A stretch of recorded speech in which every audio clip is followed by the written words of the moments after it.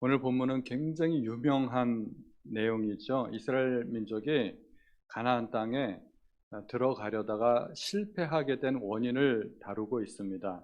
이스라엘 민족은 원래 가나안 땅에 바로 들어가게 되어 있지 40년 동안 그렇게 광야에서 방황하게끔 되어 있지 않았습니다. 하나님의 계획이 변경된 것입니다. 그래서 오늘 말씀을 가지고 메뚜기 자화상이라는 제목으로 말씀을 전해보고자 합니다. 예전에 한 목사님으로부터 이야기를 들은 적이 있습니다. 그 목사님께서 자기 교회 어떤 한 청년하고 상담을 하게 되었습니다. 너도 꿈을 가져야 하지 않겠니? 그랬더니 청년이 하는 말이, 목사님, 저도 꿈이 있습니다. 그런데 아버지 때문에 제 꿈이 이루어지질 않아요. 그래? 내 꿈이 뭔데? 재벌 2세요. 앞으로도 영원히 이루어질 것 같지 않죠? 여러분들은 어떠세요? 여러분들이 만약 재벌 2세였다면 지금 이 자리에 안 계시겠죠? 재벌 2세. 요즘 말로 하자면은 금수저 아니겠습니까?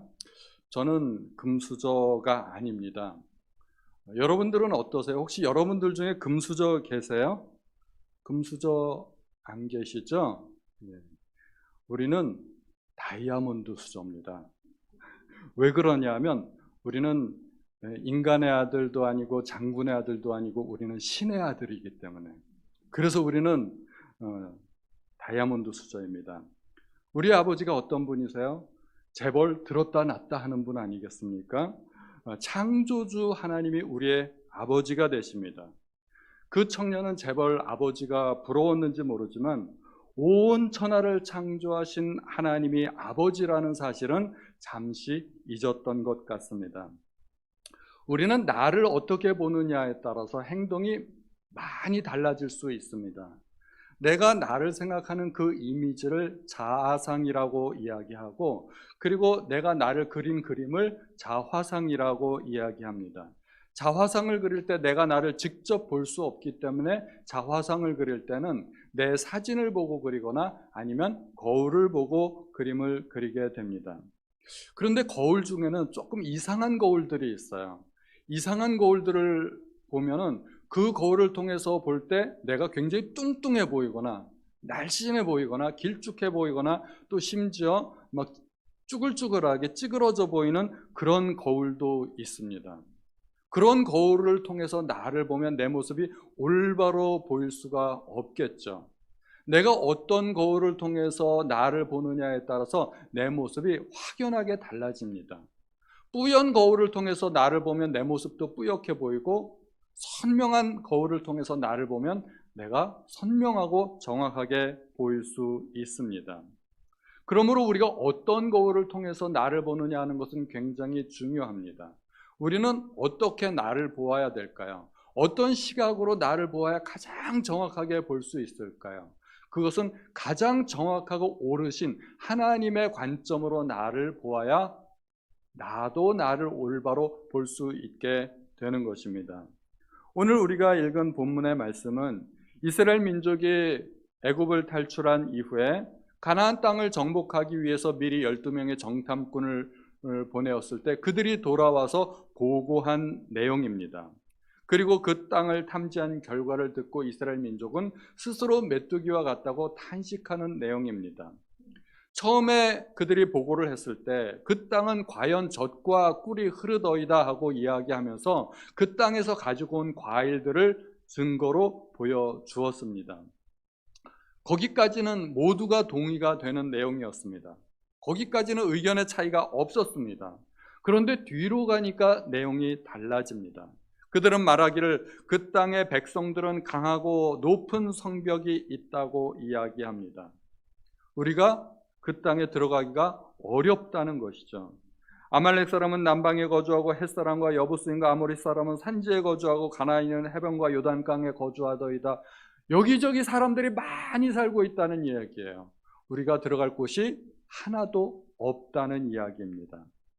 그러니까 백성들이 술렁이기 시작합니다. 어떻게 된 일이야? 우리가 가면 빈 땅이 있을 줄 알았는데, 젖과 꿀이 흐르는 사람이 살지 않는 그런 곳이 있는 줄 알았는데 이거 어떻게 된 일이야? 백성들이 술렁이기 시작하니까 갈렙이 나섭니다. 우리가 곧 올라가서 그 땅을 취하자. 능히 이기리라. 백성들을 설득하기 시작합니다.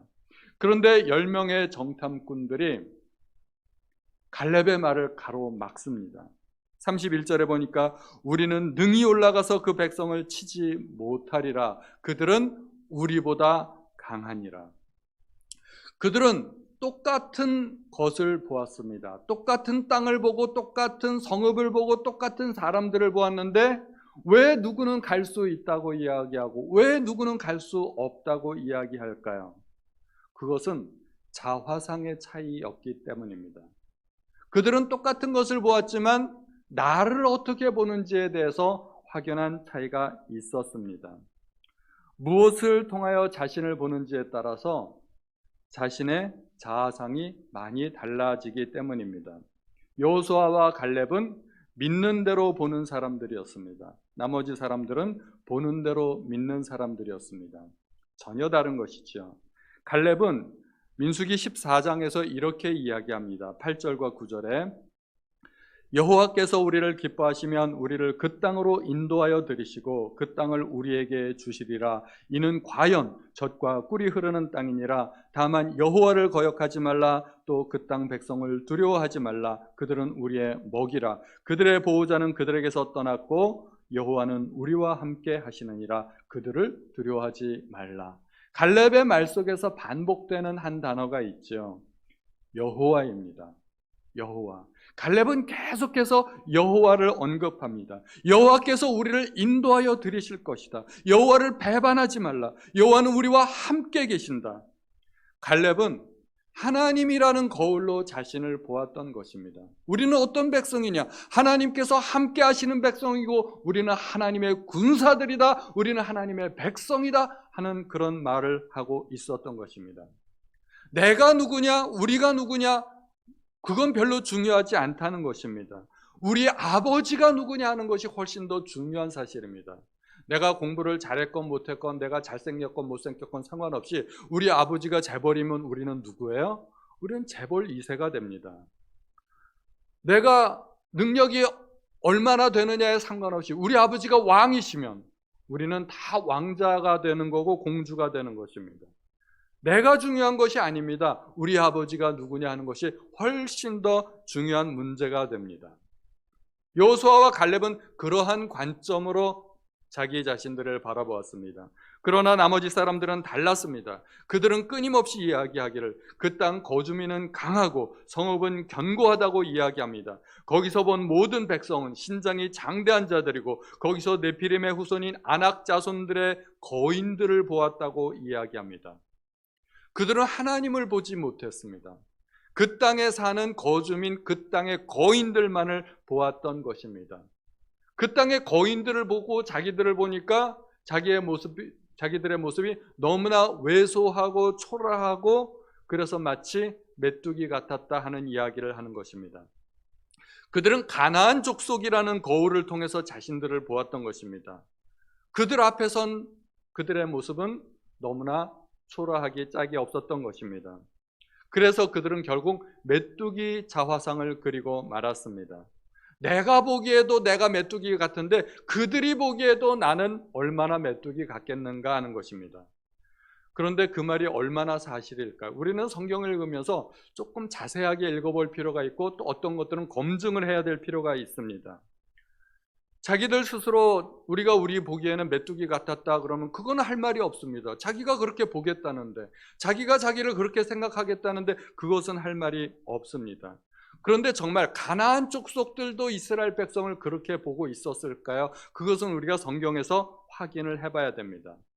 이스라엘 민족은 광야에서 여러 차례 전쟁을 하게 됩니다. 광야에서 아말렉과 싸워서 이기지 않습니까? 아말렉과 싸울 때 여호수아가 선봉장이 되어서 싸웠고 모세는 산꼭대기에 올라가서 두 손을 들고 서 있었습니다. 유명한 이야기 아시죠? 누가 이겼나요?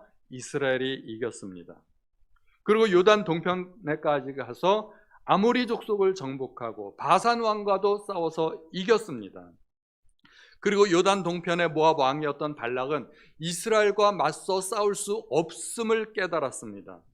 정면 대결에서는 도저히 승산이 나지 않는다는 것을 깨닫고 주술사를 불러옵니다. 주술사 발람을 불러와서 그들을 저주하라고 합니다. 싸워서 이길 능력이 있으면 싸워야지 왜 그런 저주를 하게 합니까? 싸워서 이길 자신이 없었던 겁니다. 주변의 여러 민족과 나라들이 이스라엘을 그렇게 만만한 상대로 보지 않고 있었다는 것입니다.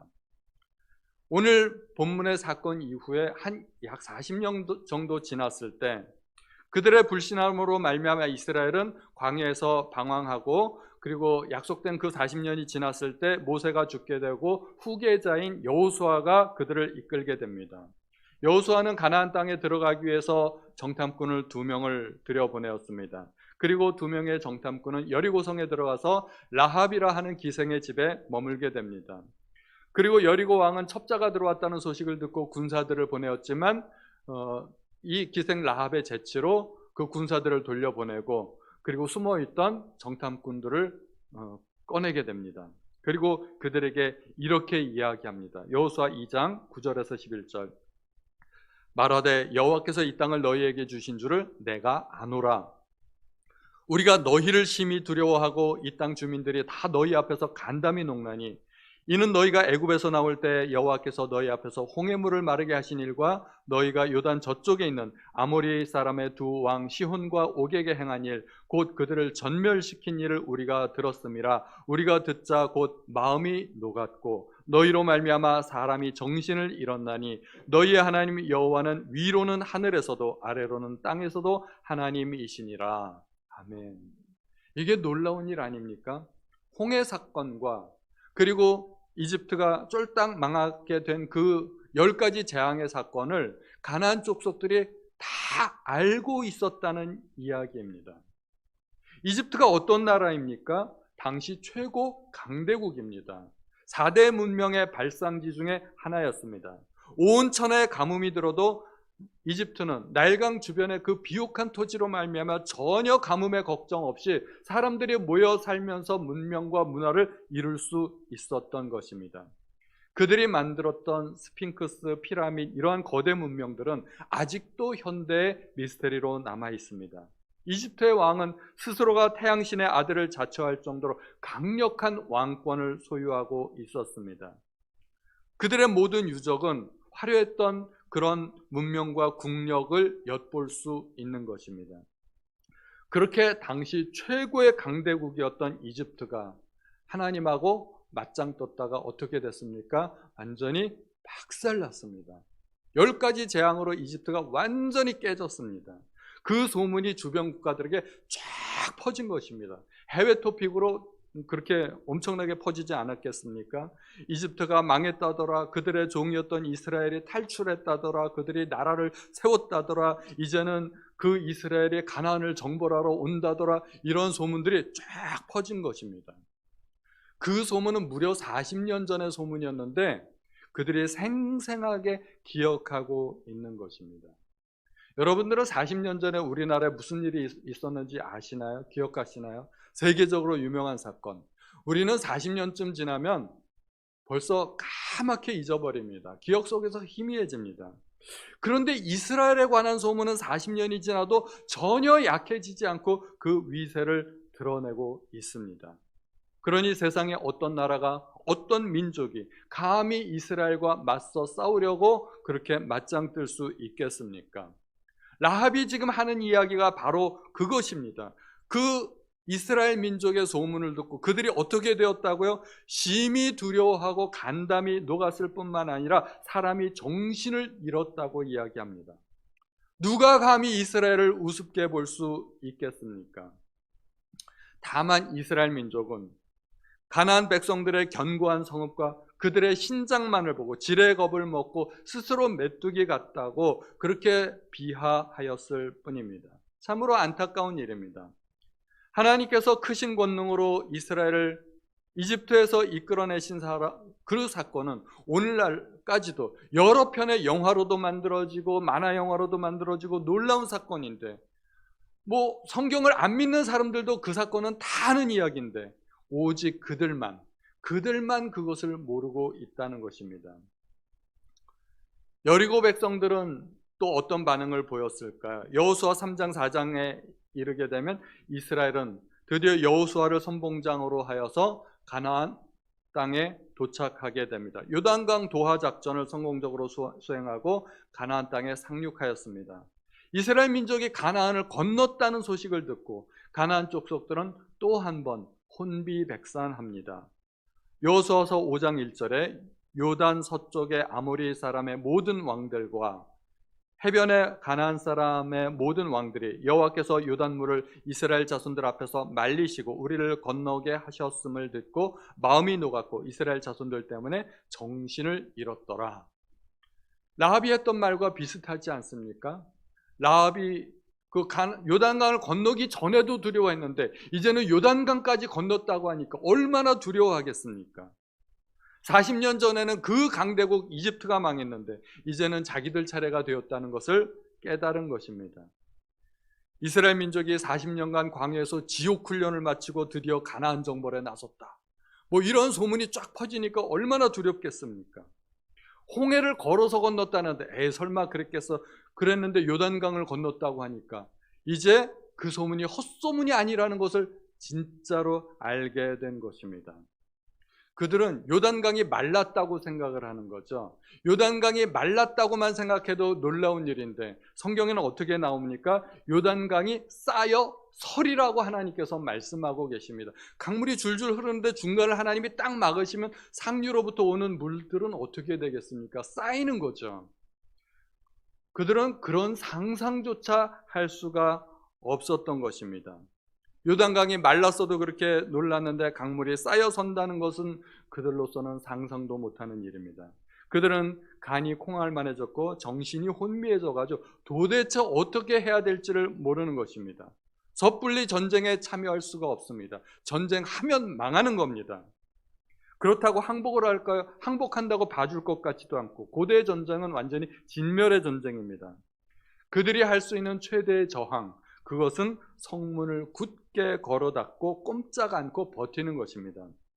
그래서 여호수아 6장 1절에 이스라엘 자손들로 말미암아 여리고는 굳게 닫혔고 출입하는 자가 없더라. 여리고 성문이 굳게 닫혔습니다. 개미새끼 한 마리 얼씬하지 않습니다. 그들은 나름대로 버티기에 들어간 겁니다. 나름대로 최선의 방법을 선택한 것입니다. 40년 전에 그 사건, 그 소문을 기억하는 사람들이 정면 대결할 수가 없는 것입니다. 이제 여리고 사람들은 국가 비상사태를 맞았습니다. 계엄령이 선포되고 데프콘 1호 발령이 내려졌습니다. 통행금지가 됐겠죠. 길가에 사람들이, 군인들이 총 들고 서 있고, 그 당시에는 총이 아니라 창이었겠죠. 그런 상태가 된 겁니다. 그런데 아쉽게도 이스라엘은 40년 전에 가나안을 정복할 수 있는 찬스가 한 번 더 있었는데 그 찬스를 놓쳤던 것입니다. 자신들을 너무 과소평가했기 때문에, 자신들이 어떻게 소문이 났는지를 전혀 몰랐기 때문에, 그래서 스스로를 메뚜기 같다고 하는 말이 나왔던 것입니다. 어떤 거울을 통해서 봤나요? 찌그러진 거울, 완전히 잘못된 거울을 통해서 자신을 보았던 것입니다.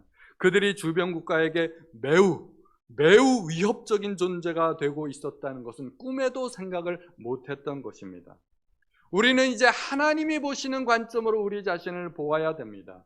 하나님께서 여호수아에게 뭐라고 말씀하셨나요? 강하고 담대하라. 너는 내가 그들의 조상에게 맹세하여 그들에게 주리라 한 땅을 이 백성에게 차지하게 하리라. 하나님의 약속입니다. 우리가 민수기에서 인구조사한 내용을 잘 알고 있지 않습니까? 인구조사했습니다. 하나님께서 인구조사하시면서 뭐라고 이야기하십니까? 내 군대, 내 백성, 내 군대의 숫자를 세어라. 하나님께서 이스라엘 백성을 하나님의 군대로 삼으셨던 것입니다. 그 군대의 선봉장은 하나님이십니다.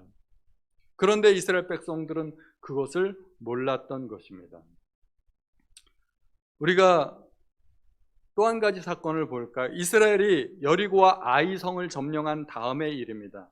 가나안 족속 중에 기브온 족속이라는 사람들이 있었습니다. 이스라엘 민족에 관한 소문을 듣고 한 가지 꾀를 냅니다. 이건 정면 대응도 안 되고 여리고처럼 버티기로 해봤자 소용도 없고 어떻게 할까요? 싸워도 안 되고 안 싸워도 안 되고, 그러니까 평화작전을 사용합니다. 최대한 불쌍하게 보이면서 이스라엘의 동정심을 사기로 결정한 것입니다.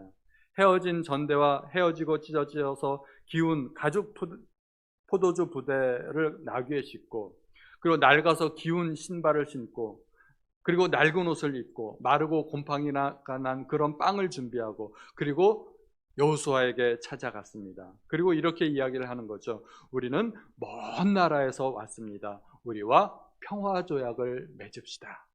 전쟁하지 않겠다는 겁니다. 그리고 여호수아와 그 이스라엘 백성들이 깜빡 속아서 그만 평화 조약을 맺어버리고 말았습니다. 그들과는 싸움을 하지 않았습니다.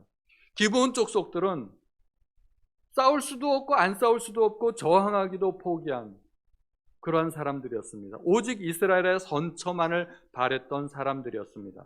그만큼 하나님은 이스라엘을 이방 족속 가운데 높여주셨던 것입니다. 누구만 몰랐어요? 이스라엘만 몰랐습니다. 결국 여호수아는 가나안 정복 전쟁을 통해서 수많은 나라와 왕들을 정복하게 됩니다. 그래서 여호수아 12장을 보면 여호수아가 정복했던 수많은 나라와 왕들의 이름이 열거되어 있습니다. 무려 가나안 31개국, 그때 나라는 조그만 나라였으니까 가나안 31개국을 정복한 사실을 우리에게 보여주고 있습니다. 오늘날 우리에게는 싸움이 없나요? 물론 국가 간의 싸움도 있고 그런 전쟁도 있습니다. 지금도 싸움이 있지 않습니까? 그러나 우리가 싸우는 싸움이 또 있습니다. 영적인 전쟁입니다. 에베소서 6장 12절, 우리의 씨름은 혈과 육을 상대하는 것이 아니요 통치자들과 권세들과 이 어둠의 세상 주관자들과 하늘에 있는 악의 영들을 상대함이라. 여호수아가 싸웠던 그 가나안 전쟁은 우리에게 영적인 전쟁을 보여주고 있습니다. 우리도 싸움을 싸워야 된다는 것입니다. 그리고 우리는 어떻게 싸워야 할 것인지를 여호수아가 그리고 민수기에서 우리에게 보여주고 있다는 것입니다. 마귀의 전쟁입니다. 우리가 신앙생활하면서 행하는 모든 활동은 사실 마귀와의 전쟁의 연속입니다. 우리가 이렇게 예배를 드리지 않습니까? 예배를 드리고 기도를 하고 성경 공부하는 것도 모두가 영적인 전쟁을 위한 무장입니다. 그리고 때로는 우리가 공격을 받기도 합니다. 마귀가 우리의 연약한 부분을 공격합니다. 그리고 그 공격을 이겨내기 위해서 하나님의 전신갑주로 우리는 무장해야 됩니다. 우리는 구원의 투구를 쓰고 그 구원이라는 투구로 우리의 머리, 생각을 보호해야 됩니다. 그리고 믿음의 방패, 의의 흉배, 진리의 허리띠, 하나님의 말씀의 검, 이런 것을 가지고 마귀와 맞서 싸워야 됩니다. 제가 요즘 보니까 우리 교회 마귀의 공격이 얼마나 극심한지 몰라요. 마귀가 우리의 연약한 부분들을 공격합니다. 여러 가지 관계를 통해서, 부부관계 또는 부모 자식 관계를 통해서 마귀가 비집고 들어옵니다. 우리의 건강을 통해서 비집고 들어옵니다. 경제 문제를 통해서 비집고 들어옵니다. 어떻게 해서든지 성도들의 가정을 무너뜨리려고, 우리로 하여금 낙담케 하려고 사단의 공격이 극심합니다. 우리는 이러한 전쟁을 믿음으로 싸워서 승리해야 되는 것입니다. 그런데 전쟁을 효율적으로 싸우기 위해서, 승리하기 위해서는 방어만 해서는 안 됩니다. 방어만 해가지고 어떻게 땅을 얻겠어요? 만약에 이스라엘 민족이 방어만 해가지고는 그 가나안 땅을 정복할 수 있겠습니까? 공격해야 됩니다. 마귀의 견고한 진을 공격해야 됩니다. 마치 여리고성을 공격하듯이 믿음으로 마귀의 견고한 성과 진을 공격해야 됩니다. 그래서 그 땅을 빼앗고 하나님의 나라를 확장해야 하는 것입니다. 예를 들면 우리가 전도하는 것입니다. 우리가 교육자들과 청년부에서 거리로 나가서 노방전도를 합니다. 안 믿는 사람들에게 전도지를 주고 예수 믿으세요, 예수 믿고 천국 가세요, 예수 믿고 행복하세요, 우리가 그렇게 전도합니다. 그리고 해외 선교를 나갑니다. 우리가 코로나로 오랫동안 선교를 나가지 못했지만 이제는 우리가 다시 일어나서 우리가 해외 선교를 나가려고 합니다. 그리고 교육자들은 오랫동안 나오지 않는 그런 성도들을 신방하기도 합니다. 무너진 성도들의 가정을 말씀으로, 예배로 그렇게 회복합니다. 이러한 모든 것들이 하나님의 나라를 확장하는 것입니다. 마귀의 견관진을 무너뜨리는 것입니다. 천국은 침노하는 자의 것입니다. 우리는 적극적으로 공격적인 자세를 가지고 사단의 왕국을 무너뜨리고 하나님의 나라를 세워야 됩니다. 천국을 빼앗아야 됩니다. 그런데 우리가 이렇게 마귀의 견고한 진을 공격할 때 우리의 마음속에 회의가 찾아올 때가 있습니다. 내가 이렇게 한다고 될까? 내가 뭔데? 그게 효과가 있을까? 그렇게 하기에는 내가 힘이 역부족이 아닐까? 내가 교회에서 봉사할 능력이나 될까? 나는 신앙도 별로 없고 믿음도 없고 아는 것도 별로 없고 할 줄 아는 것도 없는데 내가 교회에서 봉사할 수 있을까? 우리는 전도할 때마다 회의를 많이 갖게 됩니다. 내가 전도지 한 장 준다고 저 사람들이 예수 믿을까? 교회 다닐까? 내가 전도지 주면 저 사람들은 그거 다 갖다 버릴 텐데. 그런 생각하지 않습니까? 저도 그런 생각 많이 듭니다. 그런데 우리가 그런 회의적인 생각을 갖게 되는 것은 어떤 생각입니까? 가나안 땅을 정탐했던 10명의 정탐꾼들과 똑같은 생각을 하게 되는 것입니다. 내가 메뚜기인데 저 세상은 저렇게 거대한데 내 힘으로 뭘 어떻게 할 수 있을까? 우리 교회가 이렇게 작은데 우리 교회 힘으로 무엇을 어떻게 할 수 있을까? 회의적인 생각을 하는 것은 그들의 견고한 성읍과 장대한 신장만 보고 있는 것입니다. 그리고 스스로 생각하기에 나는 메뚜기야 그렇게 생각하고 결론 짓고 있는 것입니다. 가나안 족속들은 이스라엘 민족이 요단강을 건넜다는 소식을 듣고는 간담이 녹아버렸습니다. 저는 마귀도 그렇지 않겠나 생각을 합니다. 우리는 우리의 육체적인 겉모습만 볼지 모르지만 마귀는 우리 속에 숨겨진 우리의 정체성을 보고 있습니다. 우리가 어떤 사람들인가요? 하나님께서 능력으로 10가지 재앙으로 애굽을 무너뜨리고 이스라엘 민족을 구출해 내셨듯이 우리는 세상으로부터 어린 양의 피로 구원받은 하나님의 백성들입니다. 하나님께서 능력으로 홍해를 가르시고 이스라엘 민족이 그 바다를 건넜듯이 우리는 물과 피로써 깨끗함을 받은 사람들입니다. 이스라엘이 유월절 어린 양으로서 죽음의 사자를 피하였듯이 우리는 예수님의 보혈로서 사망 권세를 이긴 사람들입니다. 예수님을 믿는 사람들은 영생을 얻었고 심판에 이르지 아니한다고 이야기합니다. 우리는 사망에서 생명으로 옮겨진 하나님의 자녀들입니다. 영접하는 자 곧 그 이름을 믿는 자들에게는 하나님의 자녀가 되는 권세를 주셨다고 했는데 우리는 그러한 권세를 가진 사람들입니다. 마귀는 그러한 것들을 두려워합니다. 우리에게는 상상할 수 없지만 마귀가 두려워하는 그러한 권세가 있습니다. 우리에게는 예수의 피가 있고 예수의 이름의 권세가 있습니다. 베드로가 성전 미문에 앉아있던 그 안진뱅이 구걸하던 그 거린을 보고 나사렛 예수의 이름으로 명하노니 일어나 걸어라 했을 때 그 안진뱅이가 일어나 걸으면서 하나님을 찬양하고 하나님 앞에 예배했던 것을 우리가 기억하지 않습니까?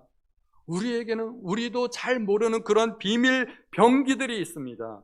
그래서 그리스도인들이 가는 곳마다 복음이 전파되어야 됩니다. 가난과 저주가 물러나야 됩니다. 어둠이 물러나고 하나님의 나라가 선포되어야 되는 것입니다. 그리고 그러한 일들을 하는 분들이 선교사님들입니다. 그래서 선교사님들이 가는 곳마다 병원이 세워집니다. 질병이 치유가 됩니다. 학교가 세워집니다. 그래서 그 나라를 이끌어갈 인재들이 그 학교에서 배출되는 것입니다. 교회가 세워지고 경제가 성장하고 가난과 저주가 떠나게 됩니다. 우리가 지난 금요일날 라오스의 김요 선교사님을 통해서 그 선교 보고를 들었습니다. 국가도 감당하지 못하는 그 장애인을 위한 그 시설이 세워지고 예배당이 세워지고 장애인들에게 복음이 전파되고 그들의 삶의 의미를 되찾고 어둠의 권세가 물러나는 것을 우리가 보았습니다. 배낭 하나로 시작된 놀라운 일들입니다. 전 세계 배낭여행하다 라오스에 딱 들려서 이곳 참 아름답다. 그래서 그곳에 눌러앉아 살기 시작했고 그 땅의 가난한 사람들, 그 땅의 병자들을 보면서 원래 병자들 사역했었으니까 그들을 도와야 되겠다는 생각을 했고 그 사람들 집집마다 찾아다니면서 그들을 돕기 시작했고 그것이 선교사역으로 이어지면서 그곳에 지금은 교회가 세워지고 장애인 선교센터가 세워지고 그런 놀라운 일들이 이루어지는 것입니다. 그러므로 우리는 선교사님들을 후원해야 됩니다. 단순히 우리가 착한 일, 좋은 일 하는 것이 아니라 영적인 전쟁에 참여하는 것입니다. 우리가 하나님의 일을 하려면 당연히 어려움들이 있습니다. 하나님의 일들이 거저 이루어지는 것은 아닙니다. 마귀의 극심한 방해가 있을 것입니다. 그러나 여러 가지 어려움들 중에 가장 큰 어려움은 무엇일까요? 경제 문제도 아니고 건강 문제도 아니고 사실은 난 못해 하는 겁니다. 스스로를 메뚜기 취급하는 것입니다. 지레 겁먹고 아무것도 하지 않는 것. 이것이야말로 사단이 승리의 개가를 부르는 일입니다. 우리가 스스로를 메뚜기 취급하는 이상 더 이상의 도전은 없을 것입니다. 아무것도 못할 것입니다. 이스라엘 민족이 가나안 정복 전쟁에서 유일하게 실패했던 하나의 전쟁이 있다면 그것은 아이성 전투였습니다. 그것은 군사력 문제가 아니었습니다. 불순종의 문제였습니다. 그 전투 빼고는 여호수아가 가는 곳마다 전쟁에서 승리했던 것을 우리가 기억해야 됩니다. 세상에 어떤 전쟁도 대충 치르는 전쟁이 있겠습니까? 이겨도 그만 져도 그만 그런 전쟁이 있을 수 있을까요? 전쟁은 참혹한 것입니다. 저는 직접 전쟁을 겪어보진 않았지만 여러 가지 동영상과 자료들을 통해서 보면 전쟁은 정말 참혹한 것입니다. 내가 죽이지 않으면 내가 죽는 그것이 전쟁입니다. 전쟁의 폐허가 된 잿더미 속에서 뭐라고 이야기하시겠어요? 전쟁은 참가하는데 의가 있는 거야. 괜찮아. 뭐 이런 정도로 만족하시겠어요? 마귀와의 전쟁도 마찬가지입니다. 우리는 마귀와 사단과 전쟁을 선포해야 됩니다. 목숨 걸고 전쟁을 치러야 합니다. 메뚜기 자화상 같은 그러한 자화상 가지고는 전쟁은 어림도 없습니다. 우리는 전쟁을 선포하고 그리고 그럴 때 마귀가 가장 두려워하고 마귀가 겁먹고 있다는 사실을 우리는 기억해야 됩니다. 올바른 자아상을 가지고 우리는 하나님의 군대라는 사실을 기억하고 하나님께서 함께 하시는다는 그 사실을 기억하고 마귀와의 전쟁에서 승리하시는 우리 모든 성도님들 되시기를 예수님의 이름으로 축원드립니다.